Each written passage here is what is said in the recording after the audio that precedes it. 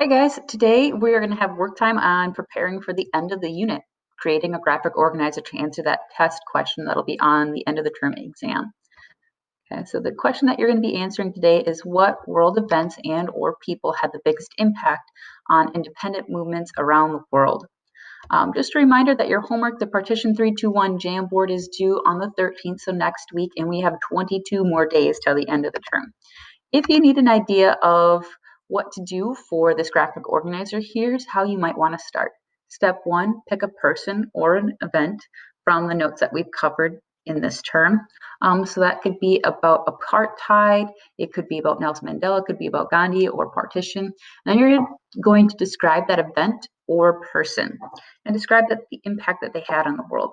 You could definitely choose something that had more of a negative impact if you feel like this has really changed our world as it is. You could choose someone or an event that had a positive impact. Either way is just fine. You're just looking for an impactful event or person. And then you're going to write your conclusion. You might want to explain like how their impact is still felt today, whether you chose a person or an event. And if you chose a person, you might want to even add a quote from that person and explain what that quote means. So here's kind of example. If you chose to do Nelson Mandela, here's an example of what that might look like. You have your introduction. So when it comes to influential people, Nelson Mandela is arguably one of the most influential people in the world. And then you would include some specific details or examples about who he was as a person. So he was born in blah, blah, blah, blah, blah. He led the anti-apartheid movement with some specific details. Mandela was in prison for 27 years, so on and so forth. Okay. Then in your next section, you might want to explain the impact he had on the world. So Nelson Mandela was the leader to end apartheid in South Africa. You might want to describe what apartheid was. He helped end apartheid peacefully.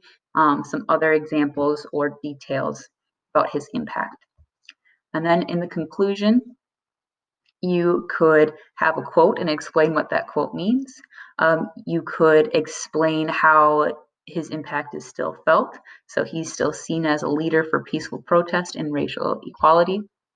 So this would be a good example of what your outline should look like. Remember, we've been focusing on including specific details and examples in historical writing. So make sure that you have those specific details and examples.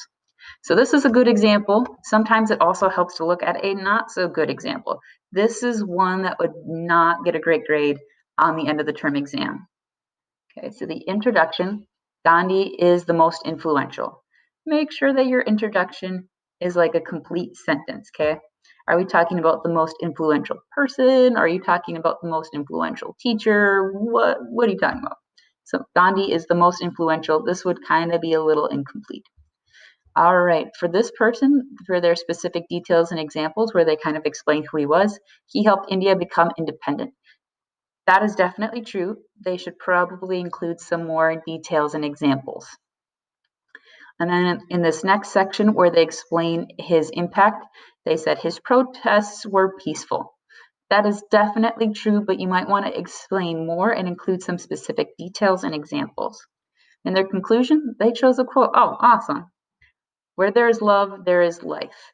That's a fantastic quote, but if you choose a quote, just make sure that you explain it as well, like what it means, how it could apply to the world today.